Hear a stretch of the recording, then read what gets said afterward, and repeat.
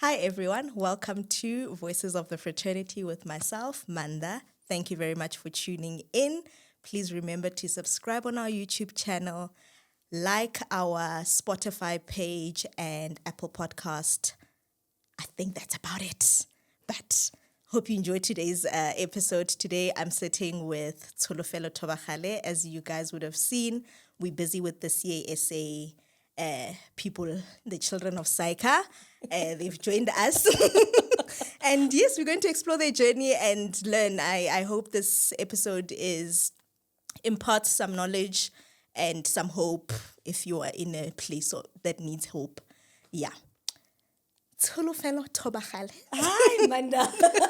It's so formal, like Tsholo Tobagale. Tsholo. Going forward, get Tsholo. Yeah, Tsholo is just fine. Yes. Cool. How are you? I'm good. I'm good on yourself. Good, thank you. Yes. Good, thank you. So to start it off, I'm going to ask an icebreaker. Okay. Since you have been on the CASA journey. So I understand there's undergrad, postgrad, the four Articles. articles, the first board exam and the second board exam. Yes. Which one was one you disliked? CTA. Without a doubt. And which part was your favorite? Wow. If there is a If there favorite. was, actually. I think I enjoyed undergrad. Okay, well, and the second exam, to be fair. Second exam, also maybe because I enjoyed the topic. It was around fashion. Oh. Yes. So I was researching about fashion. I was like, okay, I can do this. I got this. Yeah. Yeah, so I had a lot of fun researching around that. But yeah, CTA, you can pay me. Not again. My dear. Miss me with that. Yeah, it was really challenging. I won't lie. Yeah. And I think for me, the bigger challenge was the transitioning because I was working doing my articles and then I was part-time studying and I had to do it over 2 years. So my life literally for 2 years, 2014 to 2015 was just work, school, work, school, work, school. Literally every day, religiously, I think I was knocking off around 11 p.m. Saturdays were not mine. They were for the books. Sunday, maybe, half a day just to relax. Yeah. But it was tough. I really think, for people that are actually in the same situation, working and studying part-time, look, it's a lot of work. Yeah. It really is. But I think if you have a structure that you can stick to and also a supporting structure as well, Yes. people around you who are going to remind you of your goals and who are going to hold you accountable, it really goes a long way because you will feel like, no, man, I've been studying. Surely I can give myself off, nyana. Easter, let me go home. You need that. Yeah. Lovely.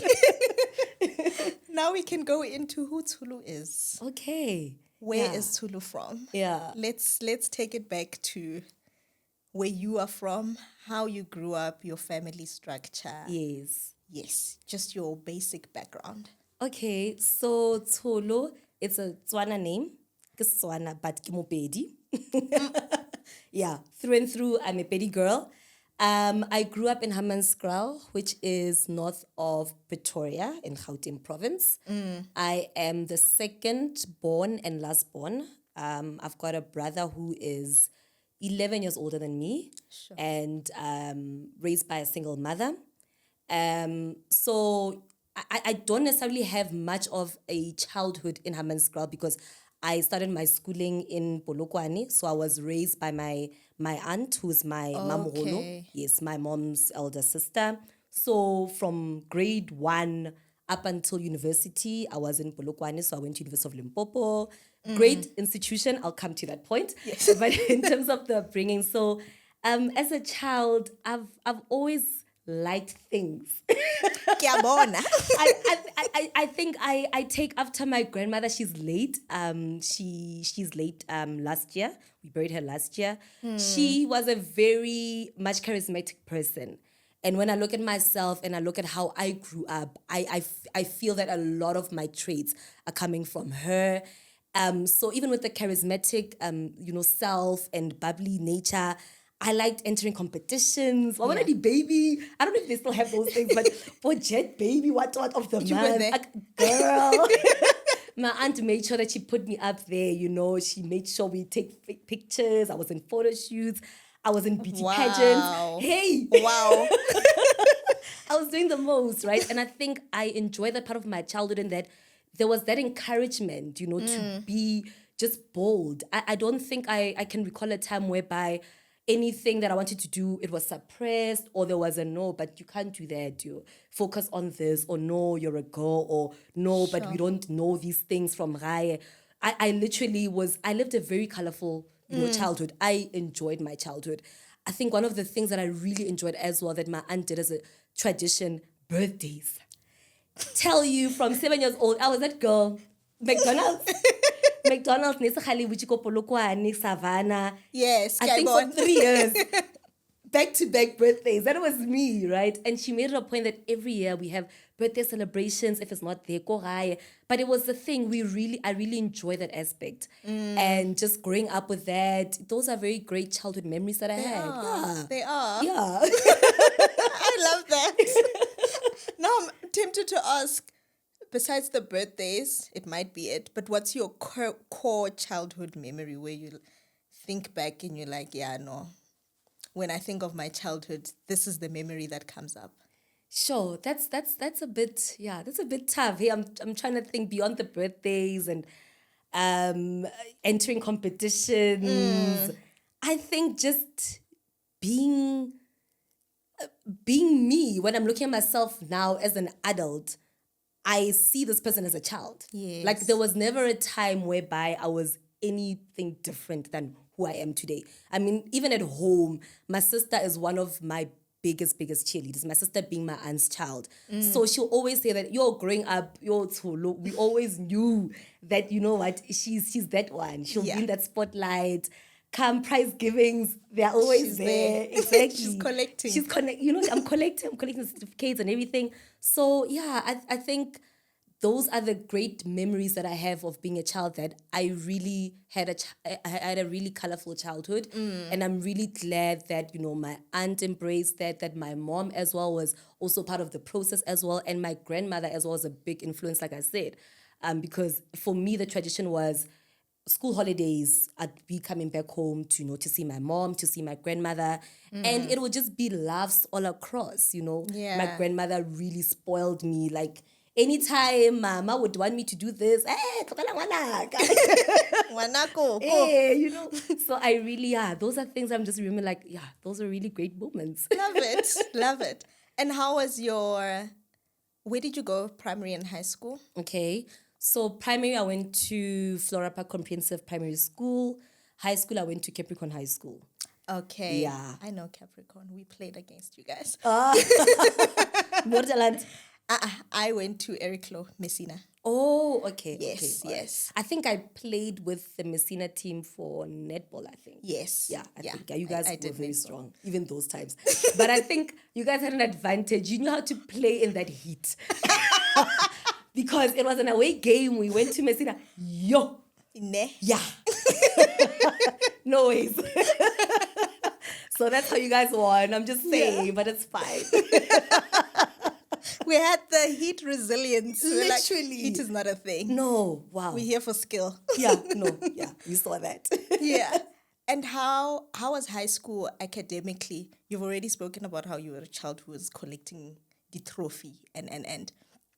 But academically, particularly the point where you actually decided how you came to decide actually that this is the journey that I want to take. Yeah. Yeah. So, I think high school, the awakening was we all coming from different primary schools. Number one, I said number one. Sure. And I think I don't think I battled with that reality. I think for me, I was more excited to meet people. Being the charismatic person. Yeah. I was excited to meet people from other schools and just get to know, people. And then come grade 9, subject choices, guidance teacher. We sit in her office and she's going through, I think, grade 8 marks. And then she's asking, okay, what are your interests? Funny enough, I wanted to be a doctor. Okay. But then blood just became an issue. I'm like, there's too much blood. I can't do this. No. And I'm just thinking now, I'm like, I probably would have been fine because then I would have maybe specialized something that doesn't result. That does not need, yes. Exactly. But yeah, it was the first choice. And then I was like, hey, there's that issue now. And then it was, okay, let's go into accounting. And I think I was mainly influenced by how well I was scoring in maths and accounting. Okay. So it was like, okay, these are my strong points. So maybe let's get Let's into that. So decided to take up accounting. It was a very interesting stream. I took accounting. I took technology. I took IT. Yes, I took IT. I also took business management, and then the languages, of course. Yeah. And then I remember grade 10 accounting, it was not so easy. And I'm like, what did I get myself into? Especially as an inverted commas overachiever child, when you don't get certain marks, you're like, what's going on? Like, I study a lot. What's going on, And then was just the reality of saying, okay, fine, let me just get to know exactly what exactly is the problem with me not understanding the debits and the credits as well as I thought I would be. And it was just now like paying more attention in class and just also having study sessions as well. I think that really helped, and that molded that to say, I don't have to necessarily figure things out by myself. There is a lot of knowledge in, having people around and having to share ideas and experiences as well in terms of like your subject, etc. So things started getting better, and even with maths as well, things were going well. And I remember I had still good friends. So the friend and we were into different high schools, but we were so determined that we're going to go to University of Pretoria together. We're going to do this accounting thing. Like, let's go. Yeah. At that point in time, I knew that, okay, I want to achieve the highest level of qualification in accounting. Okay. And then I was like, what is it? Google, what is this? And then it then became that it's the CA stream. Okay. And then I'm like, okay, fine. All right, we're doing this. So unfortunately, my grade 11 maths marks were not so great. So I didn't get provisional acceptance. Oh, yes, because we apply with our grade 11 marks. Yes. Although she did. And then matric, it was then that push to say that even if I didn't get that provisional acceptance, it's still the dream, and I'm still going to push myself. So also went for extra maths lessons. That helped a lot. And then I had, I think, was it maybe 66% in maths? Yeah, I think it was 66%, in matric. And then like any other, hopeful student that is wishing that their marks will get them into university because they're great on paper from, NSC, exactly. I go in and I'm not getting space. It's full. University of Pretoria. I try University of Joburg as well. It's full. But then the blessing that came into this process was, so my friend's dad was a lecturer at University of Limpopo. Okay. So then he contacted some of his colleagues, and then they actually said, no, there's a Tutuka program actually that funds accounting students. So let her come through and let us see what we can do with it. So the following day, we went to University of Limpopo, and right there and then, my future skyrocketing. Yeah. I buckled up, and that was literally the start of the CASA dream, like really trying to be materialized. Yeah. Nah. Yes. Wow. And how was being in UL? How was your experience in UL? I think because I applied late and got admitted late, I couldn't get accommodation. So I had to stay home. But it was a 35 minute taxi, fare. So it wasn't that bad. But I think for me, there was a bit of a culture shock. And I think mainly because if you look into the history of University of Limpopo, it is one that is very rich in political science and things pertaining to to ensuring that there is some form of equality and some form of advancement for the African child. So there was a lot of noise in terms of that. Even a lot of things that were being done by the SRC were centered around that. And you find that we're in a space where we have bursaries that is paying everything. So it kind of separated us from the others. And it was not a good thing because it was that, they will even say, biaks children, biaks, and it wasn't necessarily something that one would have, with that pride, because you then got to understand and see the reality of that there is a clear division. Sure. You'd see queues going in and NSFAS offices because people are trying to get funding, and you're sitting there and you have everything. You sorted food, accommodation, books, tuition. You even get pocket money. So it was at beginning stages, it was that, like, how do you navigate trying to go for your dreams, having some form of inverted commas privilege, and you can see the next person that looks like you and has a humble beginning as yourself and wants to also get to that dream, but they don't have the opportunity. So it was a bit of a culture shock. But apart from that, as time went by, it was then, okay, what am I here for? I have the dream, and I need to make sure that everything that I'm doing is towards that dream. Yeah. And the difference at that point in time with University of Limpopo was the degree being a 4-year degree versus your other institutions. Which is a 3. Yes, because there's 3-year degrees. So it was that thing of saying, okay, it's going to take me a little bit longer, but we are here. We're pushing. And I think because for me, I never took it for granted that it's not just, my aunt's love that took me in, but there's also financial implications. So I made it a point that, girl, you are not going to fail, because then who's going to fund me? Yeah. Because then it means I must take a loan and then I have to pay it back. So there was always at the back of my mind to say, this bursary, I need to make sure at all costs I make it work, and I don't, sleep on it and, think that, I can just play by any rules and somehow something will happen. But for me, it was, I need to make sure that I pass. Yeah.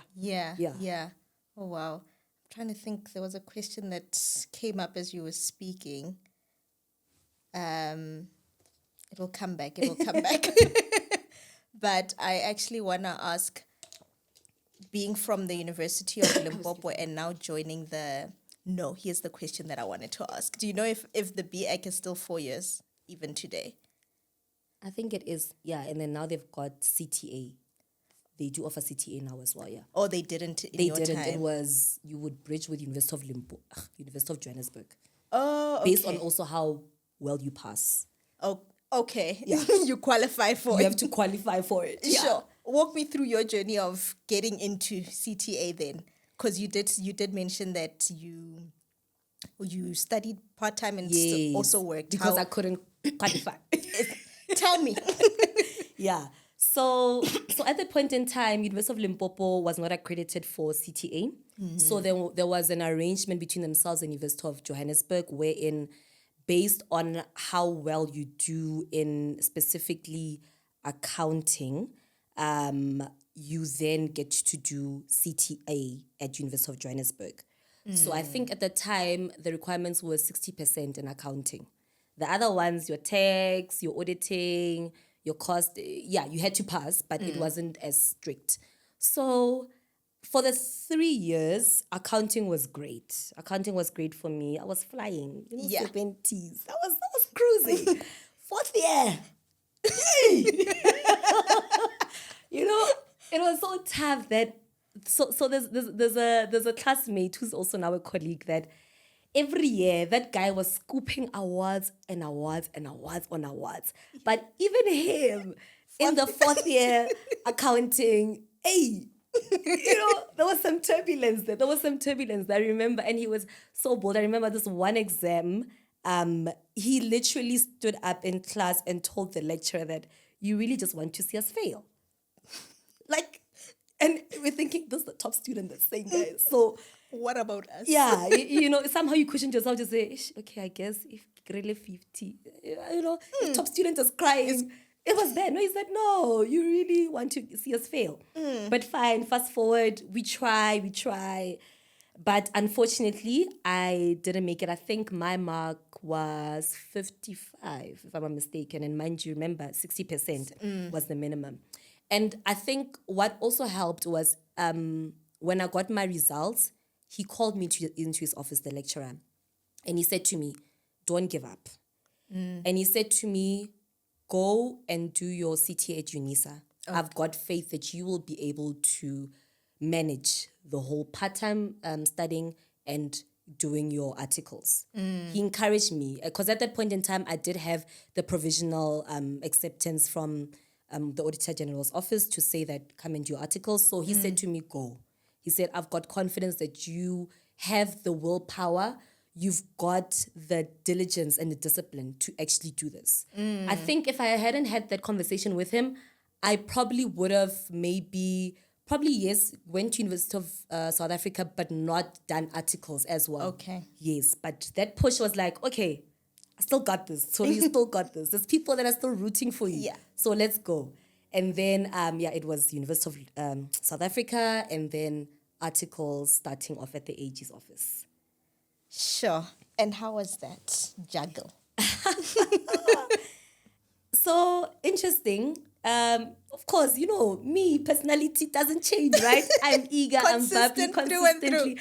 I am eager, I'm excited to start this journey of working and studying and getting a step closer to, realizing my dreams. And, colleagues are like, when you're gonna fail. Like, don't worry.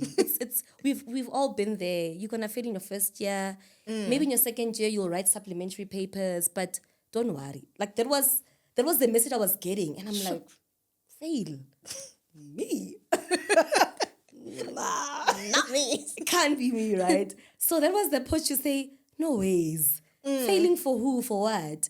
And then that was the reality to say, okay, if it means somehow people have normalized it or people are saying it's this challenging, then mindset also has to change. And then that's when now that aspect I was talking about to say you need to have, a system in place and you need to have some form of routine. So then that was the thing to say, I know that I've got work deliverables. I know that I have to be at work from the morning probably till like 4:30, 5 o'clock. Then now I need to also then build in my study time from the evenings. So diligently every day, it was probably 6 p.m. till 11 p.m. Yeah. Studying at the AG's office. At the time I was in Brooklyn. And it was just a thing. It was a culture. And I think for me, that is what helped me to get through the first year of CTA. Because of that, it was a routine. And I think that's one of the things that also that I leverage on. I'm a person that is routine instilled. Like I am a structured, I'm an A-type personality. So everything must just have some form of direction. I'm not okay, well, let's wing it. Yeah. Nah, we'll study tomorrow. Okay, no, it has to have some form of structure. So I knew that I had to tackle it in that manner. And also at the back of my mind, it was the whole conversations around, no, you're going to fail. And I'm like, not me. I have a dream. And this is what I need to do to get there. Yeah. And I guess it's in South Africa, particularly people who are well studied and everything. We always have this thing of comparing institutions that if you studied here, then you're better. When you entered the job market, did you feel you were any different, particularly because you come from what we call a previously disadvantaged university? When you compared yourself, if you did, to people who came from your University of Pretoria's and do you think there's a case to make with where you studied, where you got your undergrad? If it wasn't for the fact that 90% of the first years that I was with were also studying at UNISA, then I would say that, that played a role. However, so the hindsight that came out of it and why I'm saying if it wasn't for that fact was when we were then, getting into the course outline and we had to then write tests and so forth, we were coming out tops. Sure. Because of that additional year. So I don't know, somehow in the curriculum, something that was built in that was an additional, or maybe how it was spaced out, it helped us to get to understand the concepts, as opposed to this is, packed into 1 year or 2 years. You have to get it done. You have to understand it. So I think that was then the benefit of being in a 4-year undergraduate degree, because then it was almost an easier transition when we had to then go into CTA. Some of the tests was like, okay, actually, it was a good thing I went to this university. Yeah. It was a good thing. But apart from that, what was maybe one of the challenges when looking back was in terms of experience on, not experience, but rather exposure. Exposure. When you look at, students that maybe went to University of Pretoria, University of Johannesburg, Wits, etc., some were fortunate to go through vacation work. So they were able to then see how it is to be in the workplace and so forth. And in our case, that was not necessarily, part of the package. So you had to almost just learn quickly on your feet, observe what to do, what not to do. Yes.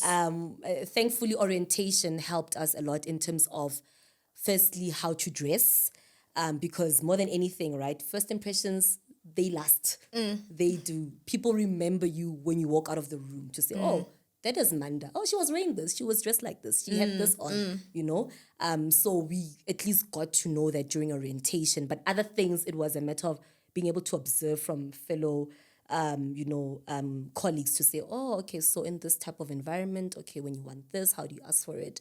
When you talk to your seniors, this is the conduct. Yeah, then you just realize, okay, no, it's not so bad if you also put yourself out there. I think that's another thing. If you put yourself out there, you realize that it's not so bad.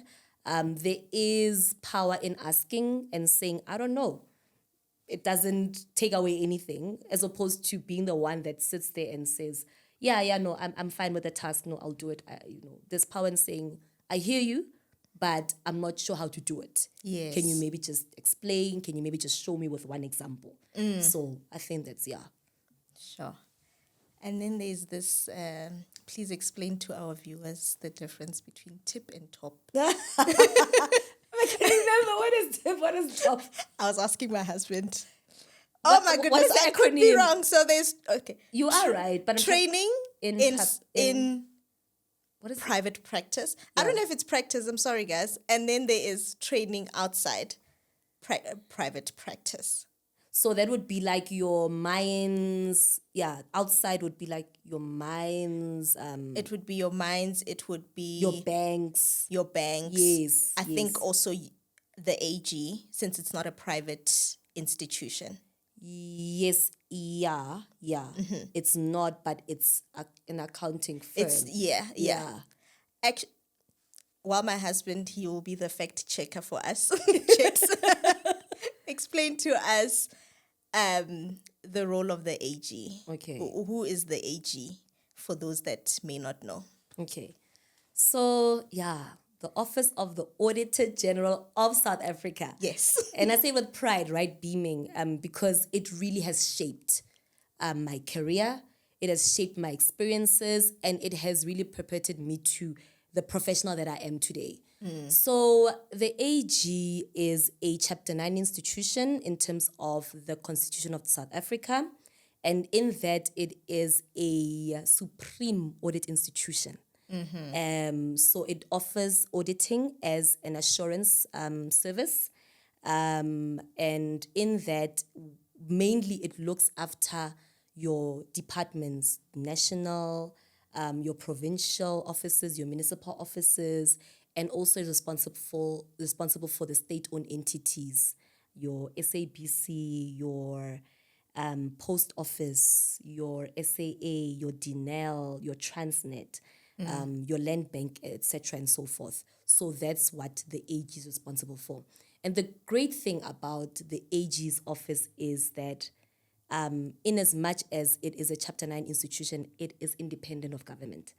I think but I believe now that misconception has somehow withered because of, how people are being more informed and being aware that we are not government.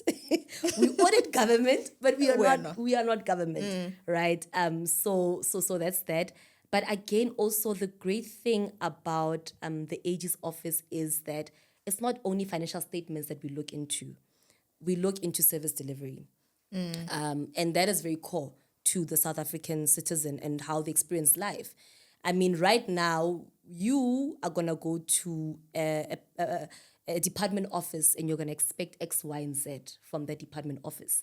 And we are then at the forefront to be able to look into how they are reporting against those objectives to say, are they really doing what they're intended to do?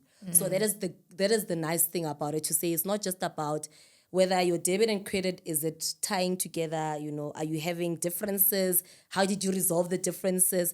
But are you doing what you are supposed to do? You are given a mandate. You are given an objective of saying this is how you need to serve the people of South Africa. Are you doing as you have been instructed to do? So that's something that we also look into. And another great thing, we look into, compliance.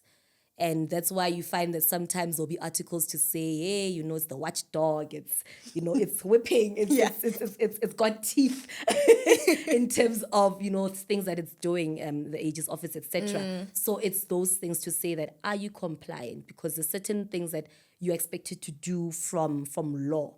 And we are then there to say, is it really being done in accordance to that? So that's the great thing, is that there's so much of the service offering. Yes. Yeah, and you get to learn a lot. And you get to experience a lot as well. Yeah. I think there's a lot of heart and purpose in what you guys do. Yes, a lot of that, definitely, yeah. And please explain to us your journey from articles all the way to where you are today. Sure, it's like I must draw a timeline. Yes. Wow, okay. And also your experience of the board exams. Oh, yes, of course, yes. So, article started in 2014 and finished in 2016, so signed off in 2016, 3 years later. So, like I said, first year I wrote CTA 1, I passed it. CTA 2 was in second year, I also passed it. And then I wrote my first board exam, which at that point was called ITC. I forgot the full name, guys. I'm sorry. Initial test of competence. Thank you so much. Thank you. Yeah, so I wrote my initial test of competence in 2016. I passed that. And then, I think 2015. End of 2015. Okay. Timeline is a bit taking, but yeah, I think 2016, somewhere there. And then I went on to write the second board exam, being the APC. Again, what does it stand for? Fetchega. Assessment of. Fact checker is here. Yes, APC stands for Assessment of Professional Competence. Okay. And I can quickly touch on TIP. Yes. You are both right. Just instead of private practice, give public. Public practice. Also, so training in Public. So TIP inside public. practice, which is auditing. And outside public practice, manufacturers, bank, companies like Get top. All right. Thank you, sir. Yeah. So APC was different. And maybe not to get too technical, but you go through undergraduate, whereby you are looking at things from theory. These textbooks. You're looking at these textbooks and what they're expecting you to apply from. And that becomes, what you're accustomed to. And then APC then says to you, research. APC says to you, you are simulating, you are a newly qualified chartered accountant, you are reporting to the CFO, you have to write a memo. You have to write a report. You have to put your considerations on whether the board must approve X, Y, Z, whether audit committee must recommend X, Y, and Z. So then it takes you out from what you're accustomed to being the textbooks on theory and how to apply it. But I think I enjoyed the topic we were given. It was around fashion. So I think, for the females, it was like, okay, we can relate to this. Yeah. So it was around fashion, and the research was easier. Like I'm saying, because one could relate to it. And I think one of the things that APC also taught me in particular, especially the program that we needed to qualify for before actually writing the exam, which is the APT, was that you have to also be wary about outside noise and outside influence, in the sense of everyone is going to come with an opinion of how things should be done, because again, it's research, it's open-ended, right? So you have to be very cautious about what information are you taking, what research tools and references are you going to now go into exploring further and further and furthermore. So you need to find ways of being able to say, okay, you know what, this information, I don't think it's what is going to help me, but this information, I think I can explore more into it. But the lecturers as well, they helped a lot, because it's something different, right, from what we were used to up until ITC stages. So yeah, those were things that I sit back and I'm like, APC, was definitely not about how long you are studying or how many hours you're putting in. It was the quality more than quantity. Sure. Whereas when I think about everything else, it was, the more you practice, the more you revise, then you're able to understand the concepts. APC was just saying, you know what, just do the quality, and the bare minimum could actually get you there. So wrote APC in 2016, qualified in 2017. Yay! So at that point, now I'm post articles, I'm a senior, and then when I qualify, I then am an assistant manager. Yeah, the salary... A nice jump. It was a beautiful jump. It was a beautiful jump. I mean, also another thing that's nice about Auditor General, even in articles, they say you guys already are getting more than other people. Yeah, I've heard those stories. And I don't know to what extent. I haven't done any benchmarking whatsoever. But when I look at the trainees today and I look at the stipend I earned, I'm like... Stipend. No, honestly. I'm like, no, these trainees are earning. Yeah. These trainees are, first of all, almost every trainee has a car.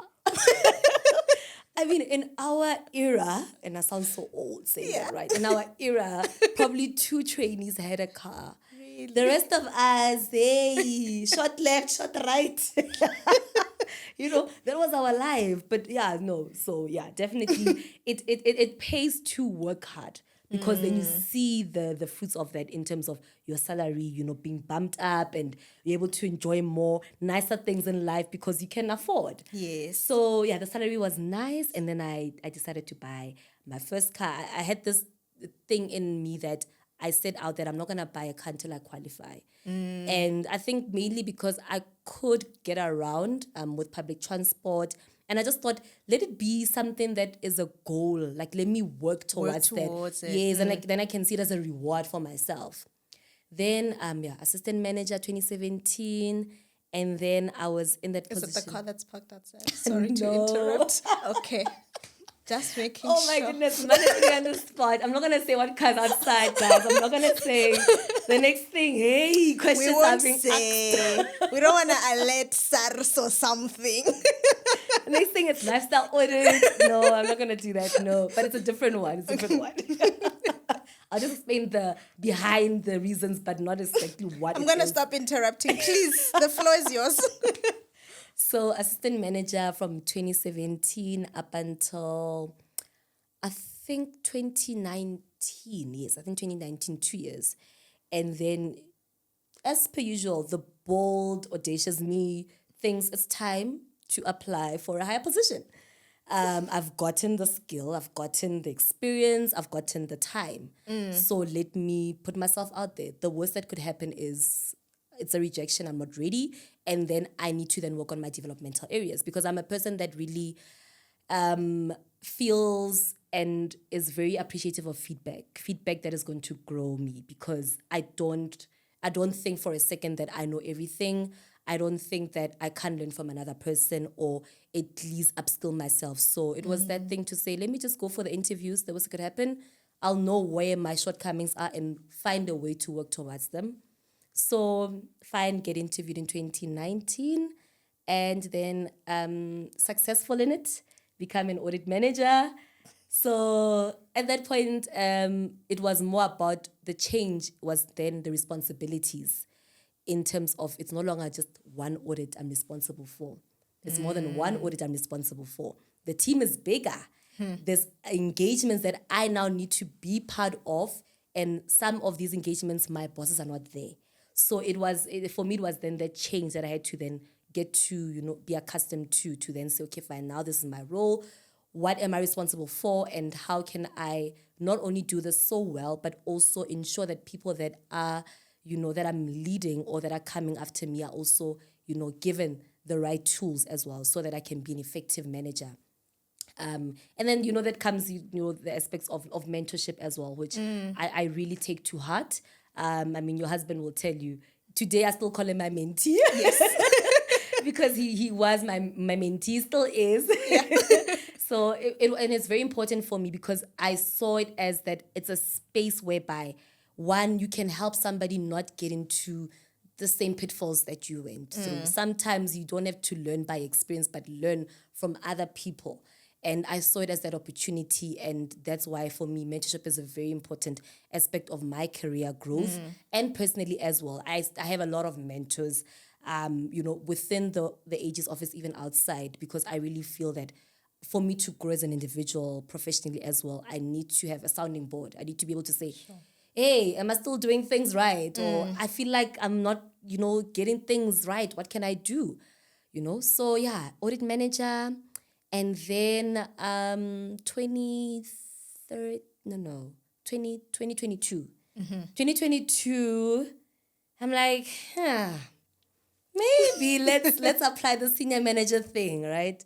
And I sat back and I'm like, why am I doing this? I remember I was sitting with a friend, colleague, we're in training, and just like apply. And I'm like, I'm looking at the requirements, not requirements, but rather the day-to-day responsibilities. And I'm like, this thing is big. It's a big responsibility. Because essentially as a senior manager, you are responsible for, how well your team is performing. You are responsible for ensuring that there's performance plans. You're responsible for ensuring that when they go to clients, they bring back the money, in terms of billing. You have your mini income statement, so you can't find yourself where you're in a deficit. You need to find ways to, ensure that you're in a surplus. So you're responsible for so many things more than just the audit itself, right? You're responsible for finances. You're responsible for people management and development. You're responsible for external stakeholders. You're responsible for inputting for parliamentary briefings. So your scope gets broader and broader and broader. But I was like, okay, again, let's go. Let's go see this and let's apply. Let's see what happens. And I remember at some point I forgot about the application. I think they took a while to actually come back to me and say, hey, either you're successful or you're not successful, and then to give me the interview date. And I think, if I'm not mistaken, I was interviewed sometime in November. I was interviewed in November, and I remember going in there. So I'm a person that is very, like I said, the routine, and also on affirmations. I'm very big on affirmations to myself. I need to think positively about myself. I need to think positively about where I need to be. That's what I thrive on. And also, I'm very big on presenting myself in terms of grooming and attire. So I went in there with a power suit on. It was a blue power suit on. And I went in there, with that feeling that if I feel as good as I look, I'm going to bring my best self in that room. And I go in there. And even how the panel was sitting, it was very intimidating. U-shape, kind of boardroom. I see it. They're all, you are facing them. And I remember I just went in and I answered to the best of my ability. I remained confident in how I answered questions. And again, behind the scenes, I made sure prior to that interview, I spoke with my mentors and I had them, grooming me how to say things and what to consider, questions, etc. and so forth. And then I was successful.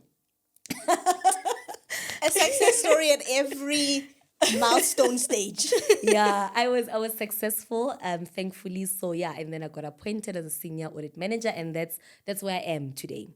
Yeah, congratulations. So thank you so much. Yeah, yeah, and even with the successes that you're pointing out, it's not to say that I don't occasionally get a visit from the imposter syndrome. The girl visits. unwanted. As confident as you are. Yeah, as confident as I am, the girl's like, knock, knock, you remember me? So are you really sure you can do this? Are you really sure you're up to this? Are you really sure you've got what it takes? And it takes, it takes a step back here and there, but it's having to remind myself, it's having to also surround myself with a community of people that want the best for me, be it from home, be it my friends, that are also CAs, friends that are in the organization as well, friends that are outside of the organization, just so that they can, be that sounding board where I feel at my lowest, I'm able to confide in them, where, even where I've got my goals, they're able to, nudge and say, Tsholo, this is what you said you want to do, but where's the portfolio of evidence? Where are we on this? We're not seeing anything. So they keep me on my toes. So it helps when that lady called imposter syndrome decides to visit. It helps to have that sounding board surrounding me and just reminding me of what is the bigger goal and reminding me of what I've been able to accomplish. To say, if I've done this, what is this? Yeah. What is this? It's nothing. I've done bigger things, or I've done things that I thought I wouldn't be able to. So let's get it, on to the next challenge. Let's go. Yeah. And what would you say has been your highlight as a senior audit manager? I ask because when my husband was still at the Auditor General, his dream was to go to a parliamentary briefing. So when you did that, he forwarded me. He's like, yeah, Tsholo is in Parliament.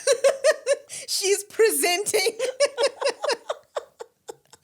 Oh, wow. Wow. Sure. So what was your, what has been your highlight? But also maybe tell us about this responsibility, this part of your job where we see you on TV. Sure, yeah. Yeah, interesting times. For me, the highlight is being able to get into a room and influence.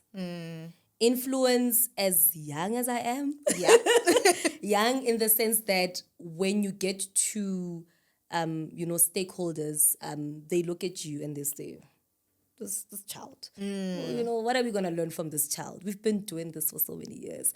We've been at this for so long. We are, doctors in profession or specialists for X number of years, and you coming in there, maybe you're just, 4 years fresh out of articles, or you just got appointed as senior manager and you have to go in and tell them that, but they need to, tighten things up. They need to, ensure that their laces are tied up and they need to do more. So it's going to those spaces and realizing, one, that you are there for a reason. Sure. Right? And it's scary because at the same time you don't want to find yourself saying, I don't want to say the wrong things, but misinforming. You don't want to find yourself in a space whereby you are not carrying the message as it should be, or it's not landing. So it gives you that pride to say everyone is looking at you for answers, but at the same time you need to be responsible in what you say and also how you say it as well. Because at the end of the day, some things might rub you up the wrong way because of how people are perceiving you not to be that skilled, that experienced. You can't come on and say, no. Do you know that I actually studied? You can't be saying, no. I actually made sure that I do this in record time. No, you can't. You have to find a way of, making sure the message gets across, but in a professional manner, being able to take a stand back approach and also consider their viewpoint from their side and be able to understand where they're coming from and be able to say, okay, fine, because they've been doing things in this manner for so long. If I'm coming in to say, no, you must change this to get a different outcome, I need to say it in a way that they can understand. Because if I need to get them to change, I need to influence them. And somehow influence is having to get people to do things in a way that they feel comfortable in, and not necessarily how you want them to do it.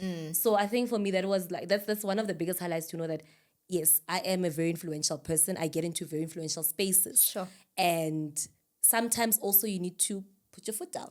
Yeah. Sometimes I've had to be able to say, not on my watch. Not while we're here.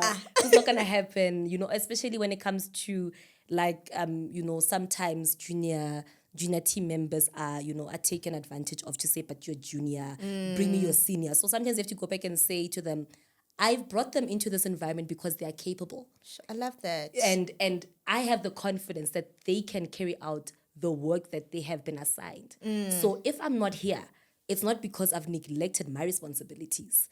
I'm saying these are the people that are representing me. And I've given them those matching orders. So I know my team is capable. So sometimes you have to be like, hey, sit down. Yeah. It's my show. So those are things that I've realized and I've come to appreciate, to say that, you get into these spaces and you're influential and you need to then know how to mold that influence into a positive way because people are watching. Yes. People are watching, right? And be it internal people or be it external people are watching. Yeah. And then the parliamentary briefings. Yeah, sure. Parliament. I remember the first time I went to Parliament, I went there shadowing, meaning that I was there as an audit manager just to see what's going on, just to observe. And I remember at the time, I used to love watching this series, what's this? The one by Olivia Pope. What's it called? The Fixer. The Fixer, yes, The Fixer. And I remember I said to myself, the outfit I'm gonna wear, gladiators in suits. I don't know if you remember, there's one scene where she was wearing a white coat. I went in there with a white suit. Yeah, I was like, gladiators in suits. Because I'm like, I'm going to Parliament. Yeah, You're a gladiator. I'm a gladiator. So it was interesting, observing versus presenting are two different things. Observing, you there to listen, take notes, you can decide to, check out here and there. Someone else will, catch it. Yeah. Presenting, you are there. Full on. Fully present. Fully present. You cannot for the life of you decide to say, okay, I'm just gonna zone out for a second. You have to be on the ball.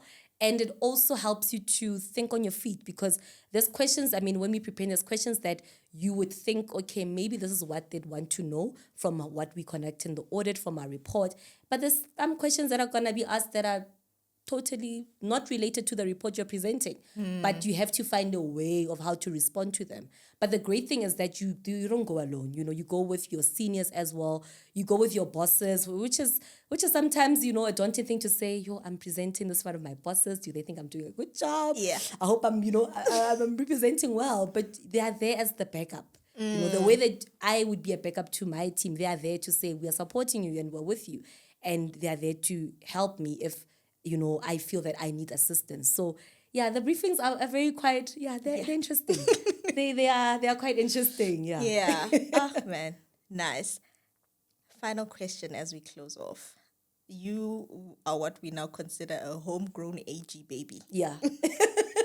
Any prospects? Any prospects of or dreams of moving out? Yeah. Or are we gunning for Auditor General? That is very bold, right? That is very bold, yeah. You're a bold girl. Please. Okay, fair. Sure. I think with having defined a career path very early in my life, it has also allowed me to then say, what is the next? Or not be too comfortable in the present and want to try things that are different and outside of my comfort zone.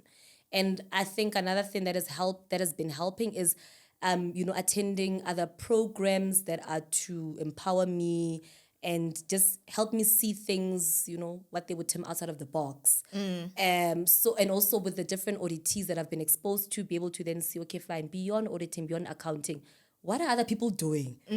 So I'm very much interested in spaces that are, more strategy aligned and spaces that are outside of my comfort zone. I haven't really defined it as yet. Yeah. But for me, it's that I'm open to seeing, okay, I know this auditing, I've got it on lockdown. Yeah. What else is there, And even within the organization, there's also, various positions that are not just in audit, it's non-core audit. There are those as well that could also help me, grow and help me, sharpen other skills that I haven't necessarily tapped into.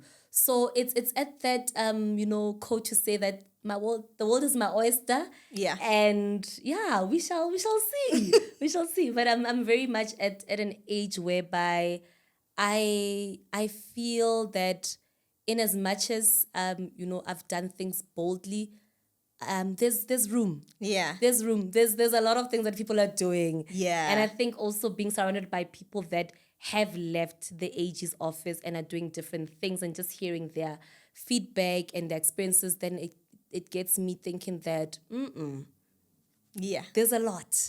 There's a lot that one can learn. So I'm definitely, saying, yeah, it's an oyster out there. Yeah. Yeah. No. I think firstly, congratulations on staying for that long, especially in today's age where people move 2 to 3 years, we out, 2 to 3 years, we out. So it also says a lot about you as a person when you're able to stay for that long and still have, because sometimes people who stay for that long, people often think that you're comfortable. And that's not the case. That's not the case. There is a plan. There is a plan. Yes. And congratulations. I feel like from your story, you are a record time girly. I never thought of that way, but okay. First attempt girly. And in the CASA journey, I know that's not always the case. Yeah, so congratulations for Thank you. actually achieving all of that and for your success. Thank you so Wishing much. you great success in your career. Thank you. And thank you for coming to sow a seed in our podcast, but to also the viewers. Thank you. And to the viewers and the listeners, thank you so much for tuning in. Remember to comment, subscribe, like, and follow our audio podcast on Spotify and on Apple Podcast. Thank you. Yay.